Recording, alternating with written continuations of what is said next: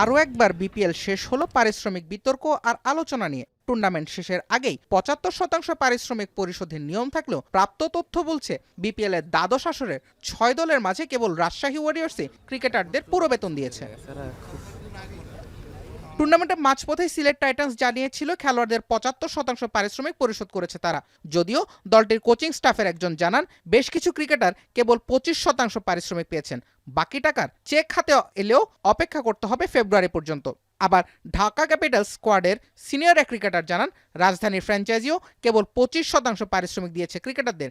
এরপর একটি নির্দিষ্ট সংখ্যা অ্যাকাউন্টে যোগ হলেও তার শতাংশের বিচারে একেবারেই নগণ্য।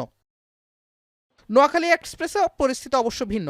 কেউ পেয়েছেন পুরো পারিশ্রমিক, আবার কেউ চেক নিয়ে অপেক্ষা করছেন টাকা জমা হওয়ার।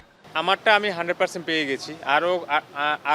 আরও কয়েকজন প্লেয়ার যাদের সাথে কথা হয়েছে আমার মনে হয় ওরও মনে হয় যে ফুল পেমেন্ট পেয়ে গিয়েছে। কিছু কিছু প্লেয়ার ডিউ আছে,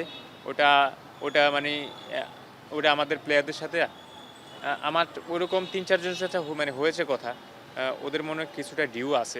অবশ্য এসব নিয়ে জানতে চাইলে বিপিএল গভর্নিং কাউন্সিলের সদস্য সচিব ইফতেখার রহমান মিঠু বললেন পারিশ্রমিক নিয়ে খুব বেশি উদ্বিগ্ন হওয়ার কিছু নেই।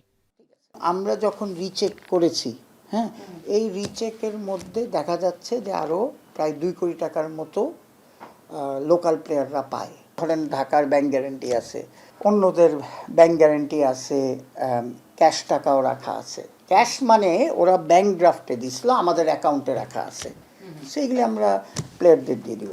অবশ্য পারিশ্রমিক ইস্যুতে ধোঁয়াশা কাটাতে সিলেট টাইটান্সের মালিক পক্ষের সঙ্গে যোগাযোগ করেও মন্তব্য পাওয়া যায়নি।